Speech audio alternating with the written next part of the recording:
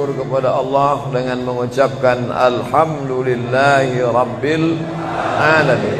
Berselawat kepada Rasulullah dengan mengucapkan Allahumma salli ala Sayyidina Muhammad wa ala ali Sayyidina Muhammad. Allahumma salli wa sallim wa barik alaih. Yang sama-sama kita hormati Bapak Ketua beserta seluruh pengurus Masjid Al-Qalam, hadirin hadirat, muslimin muslimat, alim ulama, cerdik pandai, tokoh masyarakat. InsyaAllah kita semua dimuliakan Allah Subhanahu wa ta'ala. Amin ya rabbal alamin. Judul kita subuh ini sebagaimana tertulis, untuk apa kita hidup. Itulah agaknya yang dibicarakan ibu-ibu di atas sampai ribut betul. Untuk apa kita ini hidup? Pertanyaan ini tidak bisa dijawab oleh akal manusia. Makanya Sokrates, seorang filosof dulu Yunani, berkata, untuk menjawab mengapa kita hidup, perlu hidup 500 tahun lamanya. Tak cukup umur. Berpikir, untuk apa kita hidup? Sampai akhirnya karena tidak sanggup akal itu menjawab, maka diutuslah Nabi Muhammad sallallahu alaihi wasallam. Mata saya hanya bisa melihat apa yang ada dalam masjid ini saja. Saya tak tahu berapa banyak jamaah di luar. Maka karena mata ini terbatas, saya ini manusia yang lemah. Telinga juga hanya bisa mendengar apa yang dibicarakan sekeliling dan atas saja. Apa yang dibicarakan orang di luar sana saya tak tahu. Maka saya manusia yang lemah.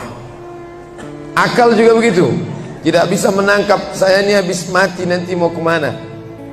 Maka saya manusia lemah. Allah Maha tahu, maka dia kirimlah salah satu makhluknya ingin menjelaskan kau untuk apa, sedang di mana dan akan kemana. Dan makhluk itu bernama Nabi Muhammad sallallahu alaihi wasallam. Untuk apa hidup? Langsung dijawab, wa ma khalaqtul jinna wal insa illa liya'budun. Tidak ada makhluk yang kuciptakan, baik jin maupun manusia, kecuali untuk beribadah. Cara beribadahnya bagaimana? Langsung dijawab, wa ma arsalnaka illa rahmatan lil alamin. Bagaimana cara perbuatannya? Langsung dijawab, laqad kana lakum fi rasulillahi uswatun hasanah. Maka Al-Quran itu menjawab pertanyaan-pertanyaan. Yas'alunaka 'anil mahid, mereka bertanya kepadamu tentang perempuan haid. Qul huwa adza, katakan itu kotor, tidak baik. Yas'alunaka 'anil yatama, mereka bertanya kepadamu tentang anak yatim. Yas'alunaka 'anil khamri wal maisir, mereka bertanya kepadamu tentang khamar dan judi. Yas'alunaka madza yunfiqun, mereka bertanya kepadamu apa yang mesti mereka sedekahkan. Yas'alunaka 'anil ruh, mereka bertanya kepadamu tentang ruh. Qulir ruhu min amri rabbi, katakan ruh urusan Allah Subhanahu wa taala. Wa ma utitum minal ilmi illa qalila, tidaklah kamu diberi pengetahuan tentang itu melainkan hanya sedikit saja. Jadi Al-Quran menjawab berbagai pertanyaan yang tak dapat dijawab oleh survei, tak dapat dijawab oleh lembaga penelitian riset. Dia menjawab apa yang tak bisa dijawab akal manusia. Pepatah Melayu berkata, kalau galah panjang sejengkal, jangan laut hendak diduga. Galah artinya bambu. Orang kalau naik rakit bambu mesti ditanamkan ke dalam sungai. Kalau panjangnya cuma sejengkal, jangan laut hendak diduga. Itulah orang yang terlalu memaksakan akalnya, akhirnya ngomong sendiri dan senyum sendiri. Akhir puncak daripada akal adalah ngomong sendiri, senyum sendiri. Angkot lewat pun dia senyum. Na'udzubillah. Oleh sebab itu kita yang sangat rendah, hina ini mengaku lemah. Aku berserah kepada Engkau ya Allah. berserah itu bahasa Arabnya istislam. Makanya kita ini tadi mengaku di hadapan Allah hanifan musliman, aku condong kepada kebenaran, musliman, dan aku hanya berserah diri kepada Engkau ya Allah ya Rabbal Alamin. Makanya apa kata Allah kita ikut. Padahal ini akhir pekan, weekend, maunya santai, tapi kita ikut apa kata Allah Subhanahu wa taala. Bangun subuh ikut. Padahal ini mestinya santai di rumah, tidur-tiduran, membalaskan sakit hati hari Senin, hari Selasa, hari Rabu, hari Kamis, hari Jumat. Ini hari Sabtu, tapi justru hari Sabtu bersusah payah, berdingin-dingin di luar. Bahkan kabarnya jam 3 sudah ada yang datang ke masjid ini. Bahkan ada yang mabit di samping danau. Bayangkan itu.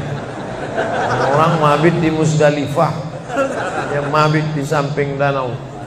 Oleh sebab itu maka ini apa yang membuat makhluk ini bisa begini? Itu semua adalah orang-orang yang mengerti untuk apa kita hidup. Karena hidup adalah untuk beribadah. Bangun tadi dari tidur langsung beribadah. Buka mata, ibadah pertama adalah zikir. Alhamdulillahillazi ahyana ba'dama amatana wa ilaihin nusyur.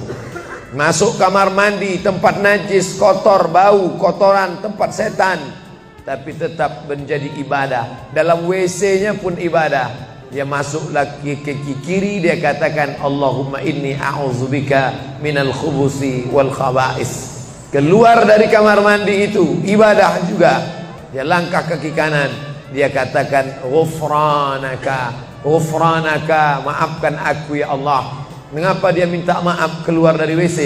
Karena selama di WC dia tidak menyebut Allah. Lidah yang diciptakan untuk beribadah, selama di dalam tidak beribadah, maka ibadah di dalam WC hanya hatinya saja berzikir. Tak boleh menyambut seruan azan. Terdengar suara azan masuk ke WC, Allahu Akbar, Allahu Akbar, Allahu Akbar. Oh, tak boleh. Tak boleh mengucapkan salam. Assalamualaikum, Nabi diam. Assalamualaikum, Nabi diam. 3 kali diucap, Nabi diam. Selesai keluar dari toilet, WC, barulah Nabi menjawab Waalaikumsalam warahmatullah. Karena tidak boleh menyebut nama Allah, maka minta ampun keluar dari WC. Karena lidah yang semestinya dipakai untuk menyebutmu ya Allah, berzikir mengingatmu ya Allah, tadi tak kupakai selama beberapa menit di dalam. Maka dia katakan ghufranaka. Lalu kemudian melihat wajah di cermin, mana tahu ada kotoran di mata. Jangan sampai kita berjumpa sama orang di masjid, orang senyum, kita senyum, yang disenyumkan orang kita. Maka lihat dulu baik-baik. Maka ketika melihat wajah, dia pun menjadi ibadah. Allahumma kama hassanta khalqi fahassin khuluqi. Sebagaimana kalau kau sudah perbaiki bentuk ciptaanku ini menjadi sempurna, maka perbaikilah akhlakku ya Allah. Lalu setelah itu berangkat dari rumah menuju masjid, beribadah juga. Bismillahi tawakkaltu ala Allah, la haula wala quwata illa billah. Setiap langkah kaki ke Masjid Al-Qalam ini bernilai 1 langkah menghapus dosa. Langkah kedua mengangkat derajat. Langkah ketiga menghapus dosa. Langkah keempat mengangkat derajat. Tidak tanggung-tanggung, derajatnya diangkat Allah. Siapa yang duluan datang langsung dapat di depan. Tapi ada orang terlambat tetap tinggi juga derajatnya. Mana dia? Ini yang di atas. Siapa bilang perempuan direndahkan, dihinakan? Perempuan dimuliakan. Mana contoh perempuan dimuliakan? Kalau mau tahu, datanglah ke Masjid Al-Qalam. Perempuan dimuliakan. Bapak Ibu yang dimuliakan Allah, masuk ke dalam masjid, langkah kaki kanan, Allahumma inni as'aluka min fadlik. Itu doa nanti keluar. Tapi ketika akan masuk, apa doanya? Allahumma ya Allah, iftahli, bukakan untukku abwaaba rahmatik, pintu rahmatmu, bernilai ibadah. Duduk berzikir, jangan ngobrol, jangan cerita. Foto Pak Ustaz, sikit-sikit boleh. Lalu kemudian selama itu tertulis tadi di atas, Itulah hebatnya masuk ke Masjid Al-Qalam, tidak hanya mendengar ceramah dapat pengajian. Ketika saya masuk tadi, dengar suara azan, ada tulisan hadis riwayat Al-Bukhari. Siapa yang mendengar seruan azan lalu menyambut seperti bunyi yang diucapkan muazzin, kecuali pada hayya 'alas shalah, hayya 'alal falah, dia baca la haula wala quwata illa billah, ditutup dengan doa wasilah. Allahumma rabba hadhihi da'wati tammah wassalatil qa'imah, dimintakan untuk Nabi Muhammad, ati sayyidina Muhammadanil wasilah wal fadilah wasyarafa wad darajatal aliyatar rafi'ah. Yang kelima, wa ba'athullahumma maqaman mahmuda alladhi wa'adtah innaka la tukhliful mi'ad. Maka kata Nabi, halat laku syafa'ati yaumal qiyamah, layaklah dia mendapat syafaatku hari kiamat. Makanya selama duduk di depan tadi, tak ada satupun yang ngobrol, semuanya menyambut seruan azan. Allahu Akbar, Allahu Akbar, Allahu Akbar, Allahu Akbar. Ada kawan sebelah ngajak ngobrol, gimana bro program mancing kita? Allahu Akbar, Allahu Akbar. Nah, cerita tak tentu arah. Ini kita sedang beribadah kepada Allah Subhanahu wa ta'ala. Lalu kemudian selesai azan, salat sunat yang balasan pahalanya khairum minad dunya wa ma fiha, lebih baik daripada dunia dan seisinya. Apa itu? Qabliyah subuh. Sampai-sampai andai terlambat qabliyah subuh, tetap boleh dilaksanakan setelah subuh. Habis salat subuh barulah dilaksanakan qabliyah subuh. Tapi kalau sudah sama-sama ngaji, tapi kalau nanti pulang kampung, justru sekarang orang di kota ngaji, di kampung tidak ngaji. Zaman dulu di kampung ngaji, di kota tidak ngaji. Sekarang dunia sudah mau kiamat. Di kampung orang ngaji, di kampung orang tidak ngaji. Kenapa? Parabola masuk desa. Oleh sebab itu maka kalau di kampung itu tidak ada pengajian, mereka tidak tahu bahwa qabliyah subuh diganti setelah subuh. Nanti pas mau bulan puasa pulang kampung, jangan qabliyah subuh setelah subuh. Karena nanti begitu mereka lihat, loh apa tuh? Sejak tinggal di Bekasi ikut aliran sesat. Dan dia tidak tahu bahwa sholat qabliyah subuh itu jangan sampai tinggal. Andai tertinggal, tetap dilaksanakan setelah sholat subuh. Ayatnya diatur. Ayat pertama, qul ya ayyuhal kafirun. Ayat yang kedua, qul huwallahu ahad, Allahu samad, lam yalid wa lam yulad wa lam yakul lahu kufuwan ahad. Andai masuk ke dalam masjid, kebetulan jamnya langsung nampak kelihatan, iqamat tinggal 2 menit lagi, iqamat 2 menit, tak mungkin sholat 4 rakaat. Pilihannya tahiyatul masjid atau qabliyah, qabliyah atau tahiyatul masjid. Kalau melaksanakan tahiyatul masjid tidak dapat qabliyah. Tapi kalau melaksanakan qabliyah, automatically dapat tahiyatul masjid. Oleh sebab itu andai terlambat, waktu tinggal 2 menit, maka laksanakanlah qabliyah subuh. Tapi jangan gara-gara ini terlambat terus. Yang paling afdal cepat datang. Apa kata jamaah? Yang lambat kan ustaz, kami cepat datang. Bapak ibu yang dimuliakan Allah Subhanahu wa ta'ala, selesai itu salat subuh. Kalau qabliyahnya lebih baik daripada dunia dan seisinya, apalagi salat subuhnya. Begitulah. Kalau qabliyahnya saja yang pendek ayatnya lebih baik daripada dunia dan seisinya, apalagi salat subuhnya. Lalu pahala salat subuh itu apa? Tak ada yang tahu. Makanya kata Nabi, lau ya'lamuna ma fil atamati was subhi, andai mereka tahu pahala salat subuh berjamaah, la atauhuma habwan, mereka akan datang ke Masjid Al-Qalam walaupun merangkak, habwan, lumpuh, sakit kakinya, dia akan datang. Kursi roda tak ada, yang mendorong tak ada, datang dia ke masjid ini walaupun merangkak. Kenapa mereka tidak datang? Karena mereka tidak tahu. Kenapa mereka tidak tahu? Karena mereka memang tidak cari tahu dan tak mau tahu. Dan sampai masanya mereka nanti akan menyesal saat melihat orang-orang mendapatkan balasan muttaqiina fiha 'alal ara'ik Mereka duduk di atas kursi-kursi istana surga, tersenyum melihat orang-orang yang dulu tak peduli pada sholat subuh. Mudah-mudahan kita semua istiqomah insyaallah. Jadi Ustadz, kalau hidup ini cuma untuk ibadah, sholat, masjid, baca Quran, zikir, gimana kami mau mencari nafkah? Gimana kami mau buka ruko? Gimana kami mau bisnis? Gimana kami mau tanam kelapa sawit? Gimana kami mau proyek batubara? Gimana kami mau ternak ikan? Ini mesti dipahami bahwa ibadah itu dibagi dua. Satu namanya ibadah mahdah, pure, original, murni, tidak bercampur dengan apa-apa. Yang satu lagi tidak ibadah tapi bernilai. Nah, ini mesti dipahami. Bapak yang masuk kantor dari jam 8 pagi sampai jam 4 sore itu ibadah. Karena kalau itu tidak ibadah, habislah waktu kita. Makanya yang bekerja niatkan ibadah. Sehingga kalau istrinya nanya, "Mas kok lama pulang?" Ibadah nih, Mas.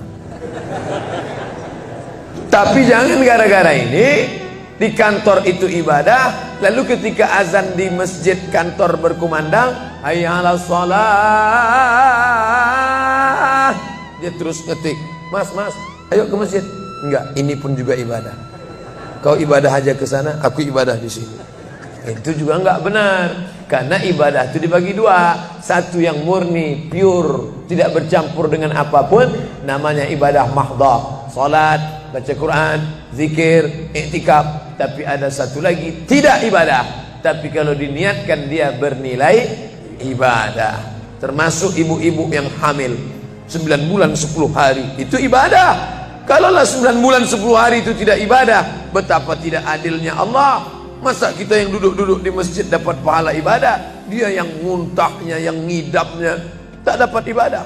Tadi malam begitu sampai di airport langsung SMS masuk, "Ustadz, keluar dari pintu berapa? Ini ada perempuan ngidam mau ketemu." Saya keluar dari pintu 4, kami sudah standby di pintu 4. Lantai berapa? Lantai paling atas. Oke, sampai di sana lihat perempuan tidak pakai jilbab, pakai celana jeans. Saya udah mau marah. Ini kenapa? Mohon maaf Pak Ustadz, non muslim. Astagfirullah. Rupanya non muslim hamil ngidam mau jumpa Ustadz Somad. Mudah-mudahan anaknya jadi anak solid. Biasa. Allahu Akbar. Bernilai ibadah. Lalu yang dapat pahala dari itu siapa? Dari mana ibu-ibu hamil muda itu tahu saya? Kenal saya di mana? Padahal dia dari Jawa, saya dari Sumatera. Ternyata ada orang beribadah yang tidak kita sangka ibadah. Tidak ada rukun, tidak ada syarat, tidak ada wajib, tidak ada sunat, tidak ada makruh, tidak ada mubah. Apa ibadahnya? Ya ini, merekam ceramah ini. Merekam ceramah ini ibadah. Memoto itu ibadah. Bayangkan resiko tukang foto. Saya sampai sekarang kalau tukang foto itu resikonya nanti setelah tua matanya gini.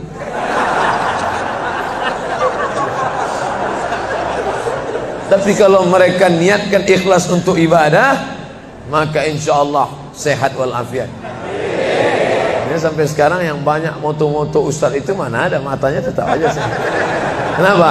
Karena diniatkannya untuk ibadah. Hidup ini kalau berniat ibadah tidak ada capeknya, tidak ada lelahnya. Kenapa? Karena mengharapkan balasan dari Allah. Ilahi anta maksudi wa ridhaka matlubi. Yang kumaksud hanya Engkau ya Allah, dan ridhamu lah yang kucari.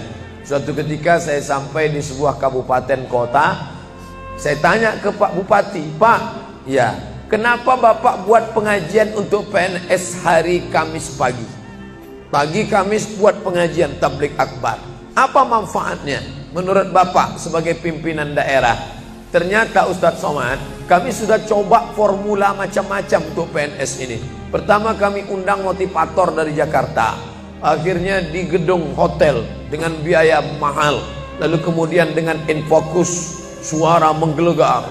Semangat, semangat, semangat. Keluar dari situ lesu. Motivatornya pulang, pegawai letoy. Akhirnya kami buat undang tentara dengan bapak polisi, baris berbaris, siap, siap. Pak polisi pulang, gak siap lagi. Ternyata yang disentuh paling mantap bukan fisiknya, bukan matanya, bukan pakai infocus, bukan pakai suara menggelegar, tapi yang disentuh adalah hati. Dan satu yang bisa menyentuh hati itu adalah agama. Itulah makanya ibu bapak coba nanti kalau mau buat praktek, buat satu kotak, buat satu lagi kotak. Ada 2 kotak. Kotak ini buat voucher, namanya sumbangan. Kotak ini buat juga voucher, tulisannya sodakoh. Lihat mana yang paling banyak diambil umat Islam, sumbangan apa sodakoh? Sodakoh, padahal nilainya sama. Sumbangan 100.000, sodakoh 100.000. Bapak ibu silakan ambil untuk anak yatim fakir miskin kita. Pasti voucher yang paling banyak diambil adalah sodakoh. Kenapa? Karena mereka menganggap sumbangan tak ada pahalanya, karena bukan bahasa Arab. Apa dia? Sumbangan. Enggak ada dalam Quran. Ya ayyuhallazina amanu, sumbangan. Yang ada adalah sedekah. Innamas shadaqatu lil fuqara wal masakin wal 'amilina 'alaiha wal mu'allafati qulubuhum wa fir riqab wal gharimin wa fi sabilillah wa ibnis sabil. Itulah mengapa yang disentuh itu bukan nalar otaknya, tapi yang disentuh itu adalah hatinya. Ala fil jasadi mudghah. Ketahuilah dalam jasad itu ada segumpal. Idza salahat salahal jasadu kulluh. Kalau yang segumpal itu baik, maka yang lain ikut menjadi baik. Wa idza fasadat fasadal jasadu kulluh. Kalau yang segumpal itu rusak, jahat, kotor, hitam, gelap, maka yang lain ikut menjadi rusak. Ala wahyal qalb, hati. Jagalah hati. Itu yang selalu dipesankan Ustadz kita Agib, jagalah hati. Dan kau teruslah. Bapak Ibu yang dimuliakan Allah, salah satu yang merusak manusia sekuler, membagi 2. Di masjid ibadah, di kantor tidak ibadah, fatal. Di masjid dianggap ibadah. Jangan heran kalau ada orang di masjid khusyuk, takut nengok ke atas, melihat hanya tempat sujud saja. Allahu Akbar, tidak mau lihat ke atas. Kenapa? Dia khusyuk. Tapi di kantor dia lebih setan daripada setan. Kenapa? Berasal dari pemahaman yang salah. Karena dia sudah bagi 2. Di masjid ibadah, di kantor tidak ibadah. Bahkan yang lebih fatal, yang kotor-kotor di kantor bisa dibersihkan di masjid. Kotor. Akhirnya untuk membersihkannya pergi dia ke masjid. Laundry yang paling besar Masjidil Haram. Sampai di sana nangis di pintu Ka'bah. Ya Allah, dah selesai bersih. Enak aja. Bukan begitu ajaran Islam. Labbaik Allahumma labbaik, labbaik Allahumma labbaik.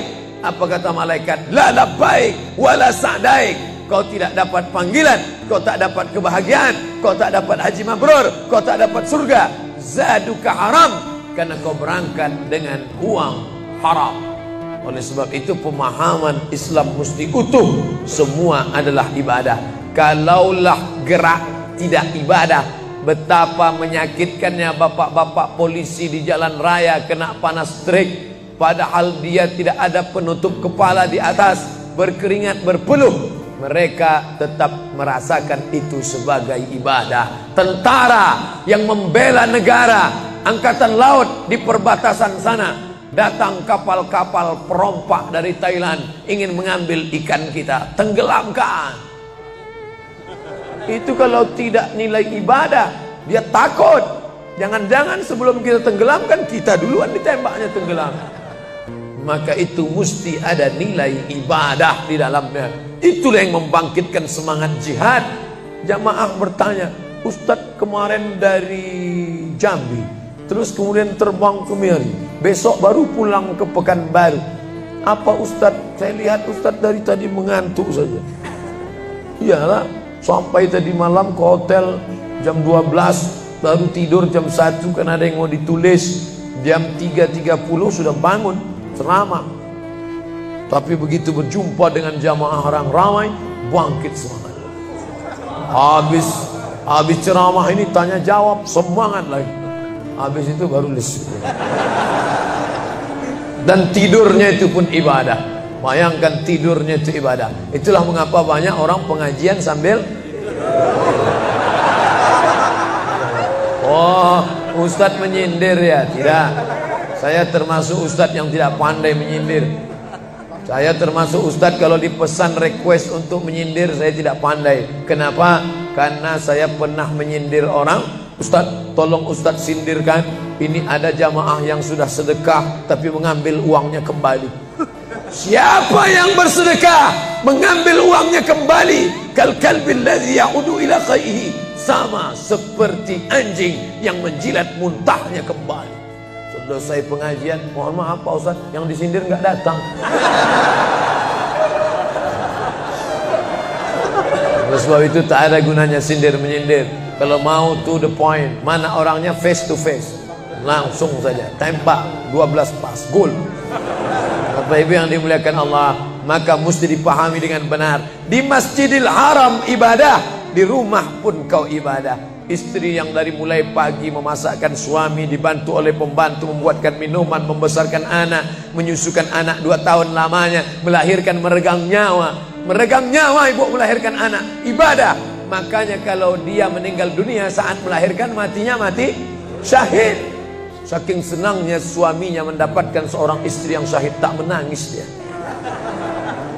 Begitu tegarnya bapak, tidak meneteskan air mata. Tidak Pak Ustaz, aku melepas seorang syahid, 3 syahid lagi siap menanti.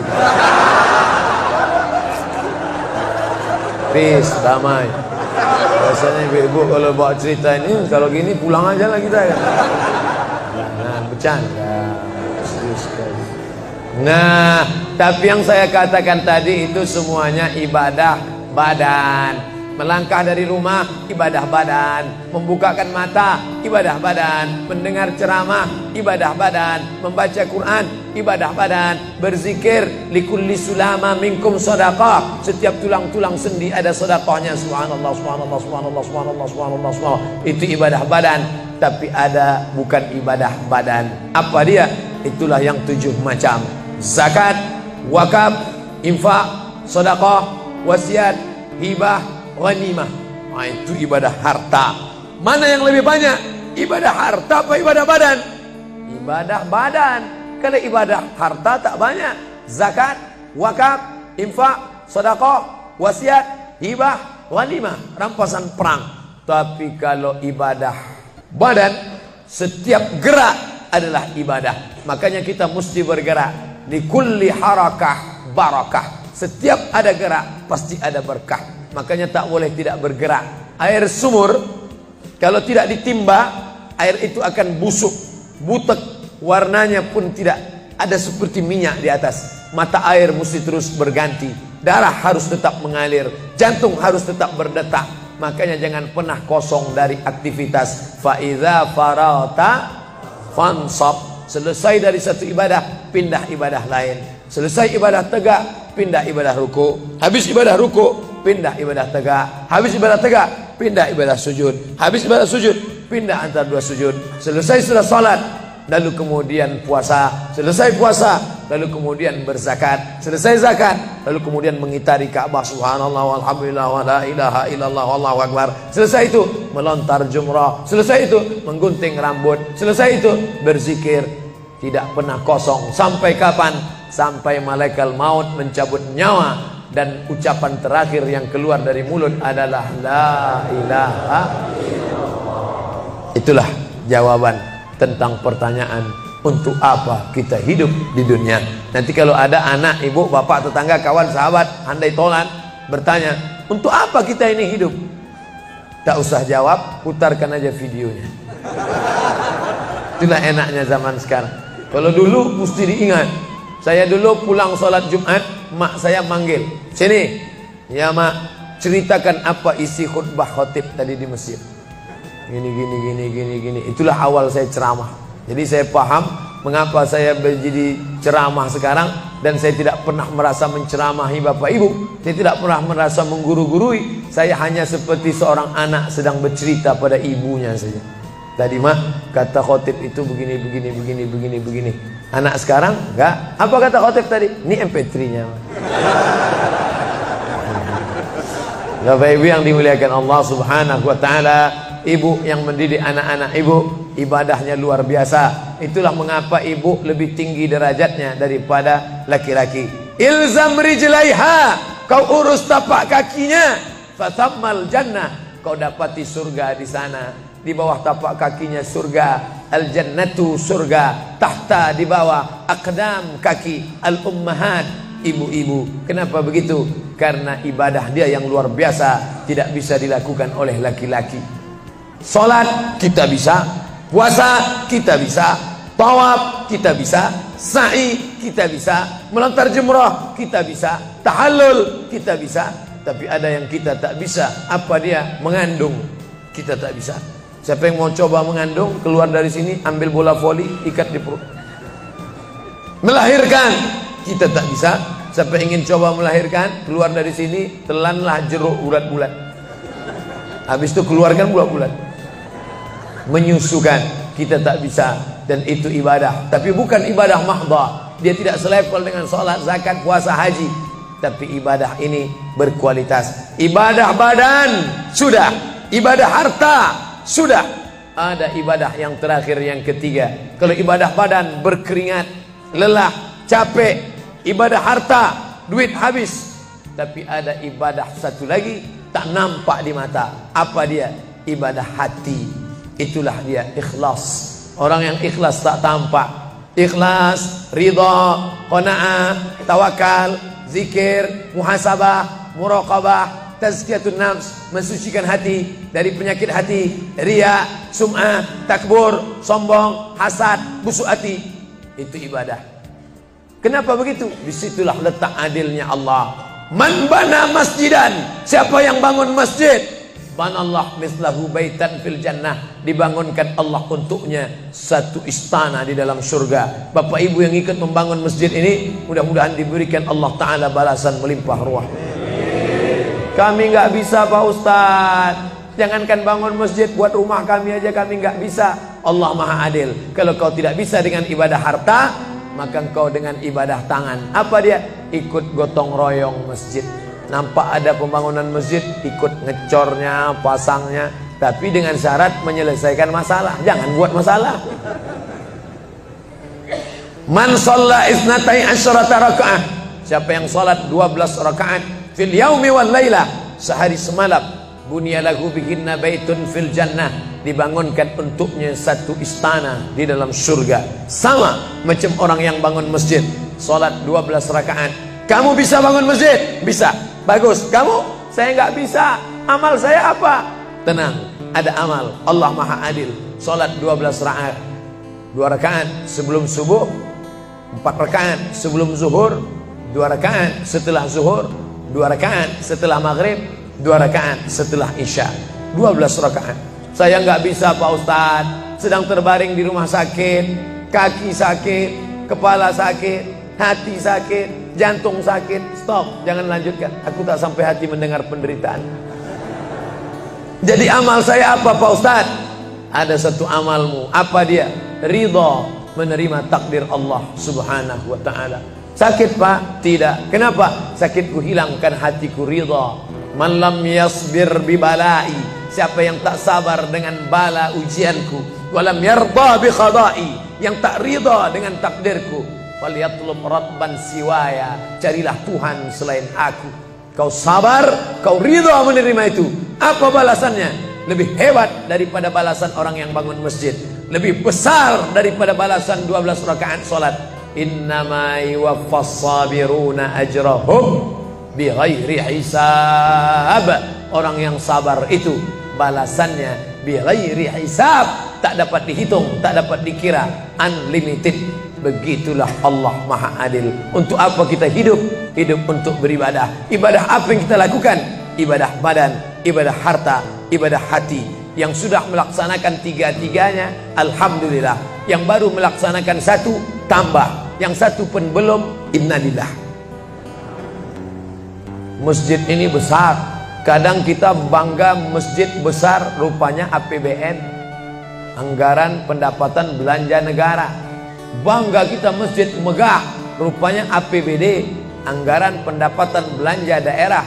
patutlah masjidnya di tengah hutan, karena di situ tanah yang murah. Akhirnya pemukiman masyarakat jauh, masjid di tengah jalan, masjid di tengah perjalanan luar kota, jauh dari pemukiman masyarakat. Masuk kita ke dalam, tai kambing yang ada di dalam. Tapi masjid ini megah, mewah, 2 lantai, lengkap dengan kubah yang besar. Ini swadaya masyarakat. Saya tahu ini dari mana? Jamaahnya cerita. Kalau tidak, mana saya tahu. Ini masjid ini asli swadaya Pak Ustaz. Lama membangunnya Pak? Enggak lama, sebentar saja. Sebentar saja, sekejap langsung terkumpul 7,6 miliar uang. 7,6 M. Itu kalau dibelikan cendol berenang gitu. Bayangkan itu. Bisa terkumpul masyarakat. Padahal ibadah yang paling berat, ibadah harta ini lah. Banyak orang kalau diajak iktikaf, banyak. Ayo kita iktikaf, ramai. Ayo kita zikir ke Az-Zikra, ramai. Jangan lupa besok zikir ke Az-Zikra, hari Ahad pertama, sekaligus acara live Damai Indonesiaku TV One bersama Ustadz Abdul Somad LCM. Tapi ada ibadah yang berat. Apa dia? Ibadah harta. Banyak orang ketika diajak muhasabah zikir malam, ya Allah, banyak dosa kami ya Allah, tapi dia susah menangis, meneteskan air mata. Tapi begitu lewat kota infak, memang menangis. Tak sampai hati melihat Bung Karno keluar dari dompet. Lewat kotak sodako infak, lama membuka dompet mencari Patimura. Nauzubillah. Mudah-mudahan kita tak termasuk golongan yang bakhil ini. Kenapa? Karena setan selalu asyaitan, setan ya'idukumul faqra, membisikkan kepakiran. Jangan beri, jangan beri, jangan beri, nanti kau susah, nanti anak kau tak makan, nanti kau dikeluarkan kerja, kau makan apa? Nanti kau mau beli rumah, nanti kau mau beli tanah, nanti kau mau beli mobil, nanti kau mau beli cincin, nanti kau mau beli kamera, nanti kau mau ganti HP, uangmu tak ada. Setan selalu berbisik-bisik. Lawan setan itu. Qul a'udzu birabbin nas, malikin nas, ilahin nas, min syarril waswasil khannas, alladzi yuwaswisu fi sudurin nas, minal jinnati wan nas. Hanya saja kalau yang berbisik itu setan, kita baca ayat kursi, insyaallah dia kabur. Ini yang berbisik ini kawan kita. Kita bacakan ayat kursi, hafal pula dia dari kita lagi. Tapi tak apa-apa, tetap aja bacakan. Allahu la ilaha illa huwal hayyul qayyum, la ta'khudhuhu sinatun wa la naum. Hembuskan ke wajahnya. Bapak Ibu yang dimuliakan Allah, setelah ibadah 3 ini kita lakukan, ibadah badan sudah, sholat subuh sampai melimpah ruah ke belakang. Saya dengar suara hati tadi, lapor, tenda sudah penuh, sudah melimpah ke jalan. Masya Allah. Ibadah harta sudah 7,6 M. Ibadah hati sudah, sabar, ridha, qanaah, tawakal. Tapi jangan lupa, datang merusak yang 3 ini, perkelahian, merusak ukhuwah Islamiyah. Masjid yang besar, kalau sudah kelahi di dalamnya, tinggal kelahi, tak lagi ada persatuan. Masuk masjid bukan baca doa pintu masuk masjid, malah masuk masjid ngelihat kira-kira dia di mana ya. Oh dia di sana, gua di sini lah. Oh di sini, dia di sini. Sampai akhirnya satu hari terlambat, lupa ngelihat. Allahu Akbar, rupanya dia di samping. Jangan kelahi. Wa'tasimu bihablillah. Berpegang teguhlah dengan tali Allah. Tali Allah itu apa? Al-Quran dan Sunnah. Apalagi ulama. Gak ngerti Quran, gak ngerti Sunnah, tanya ulama. Al-ulama warasatul anbiya.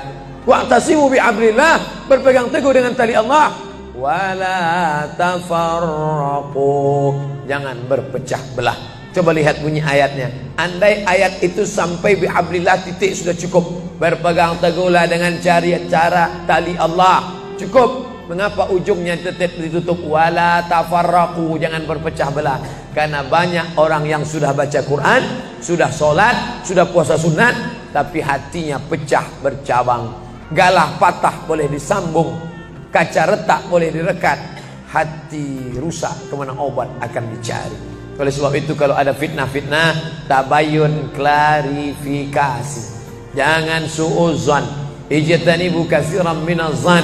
Kepengurusan masyarakat, jamaah, sayang kebersamaan rusak. Gara-gara apa? Gara-gara nila setitik rusak susu sebelanga. Gara-gara api di dalam sekam, ada kulit padi bertimbun, di dalamnya itu ada setitik api, tiba-tiba api menyala, akhirnya semua menjadi abu, dan abu dihembus angin, tak berkesan sama sekali. Hilang 3 ibadah. Ibadah badan hilang, ibadah harta hilang, ibadah hati hilang. Gara-gara apa? Berkelahi. Ingat, setan tak pernah berhenti. Inna syaitan, setan ya isa'an ya'budahul musallun. Setan kalau sudah melihat orang sholat, dia tidak lagi goda mereka untuk menyembah, sembahlah aku, sembahlah aku, sembahlah aku, sembahlah aku. Tidak. Tapi apa yang dia lakukan? Walakin fit tahrish, menanamkan permusuhan ke dalam hati orang yang sholat. Maka jaga ini. Jangan kita bertengkar gara-gara masalah khilafiyah. Saya kalau jadi imam di masjid dekat rumah saya jadi imam, saya baca kunut. Dan imam-imam dekat rumah saya itu saya pesan harus baca kunut, karena saya berpegang mazhab Syafi'i. Tapi ketika sholat di Masjid Al-Qalam, saya tidak tahu jamaah di sini pakai kunut apa tidak. Saya tidak ingin merusak kebiasaan mereka. Mana tahu mereka ikut mazhab Hambali, mana tahu mereka Muhammadiyah, saya tidak tahu. Maka ketika diminta jadi imam, Ustaz jadi imam, batuk. Saya tak mau merusak, biarlah imam tetap saja. Rupanya imam di Masjid Al-Qalam tidak baca kunut, ya saya tetap ikut sholat. Apakah perlu saya ulang sholat saya? Tidak. Sholat saya sah, karena apapun ormasmu, apapun mazhabmu, mau NU, mau Muhammadiyah, mau Perti, mau Persis, mau Al-Irsyad, mau Jamaah Tabligh, mau FPI, mau mazhab Hanafi, mazhab Maliki, mazhab Syafi'i, mazhab Hambali, semuanya sepakat sholat subuh itu wajib.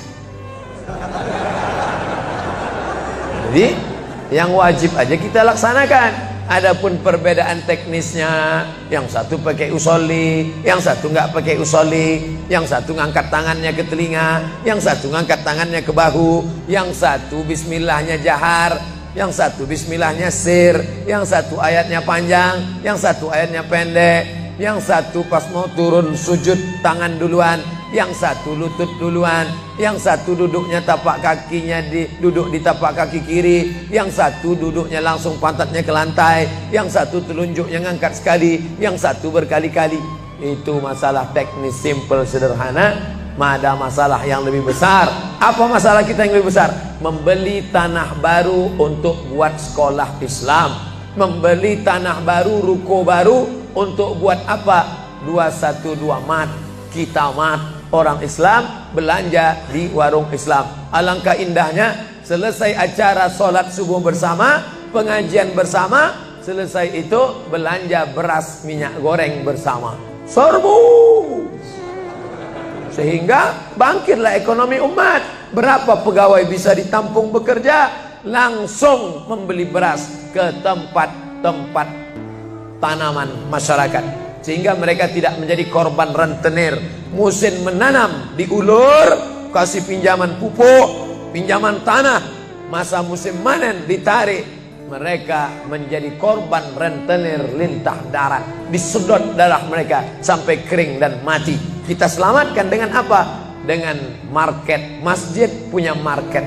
Saya beberapa kali meresmikan market punya masjid di Masjid Raya Batam, Masjid Agung Batam. Itu di bawahnya ada super minimarket untuk menjamaah. Kemarin pulang dari Pulau Bintan, itu juga meresmikan di Dumai. Begitu juga. Nah, ini 212 Mart. Terserah namanya apa. Ada 212 Mart, ada namanya Kita Mart, atau bisa juga buat Somart. Nah, bisa juga. Bapak Ibu yang dimuliakan Allah Subhanahu wa taala, maka visi misi kita ke depan, jauh melihat ke depan. Kami harus punya pusat perbelanjaan komunitas muslim. Kami harus punya komplek perumahan muslim. Nah, ini semua yang akan menyelamatkan kita. Kalau sudah begitu, maka mengertilah untuk apa kita hidup. Dan setelah itu kita pun mati dalam keadaan tenang. Baru anak kita bisa berkata, mari kita antar jenazah almarhum Abdul Somad menuju tempat peristirahatan terakhir. Karena memang benar-benar istirahat. Tapi berapa banyak orang tidak istirahat, karena amal badan tak ada, amal harta tak ada, amal hati tak ada. Tak pernah memikirkan masjid, tak pernah memikirkan umat, tak pernah memikirkan belanja umat, tak pernah memikirkan pendidikan anak-anak umat. Akhirnya mati yang layak untuk dia. Mari kita antar dia menuju azab pertama, akan menyusul azab-azab berikutnya. Na'udzubillah.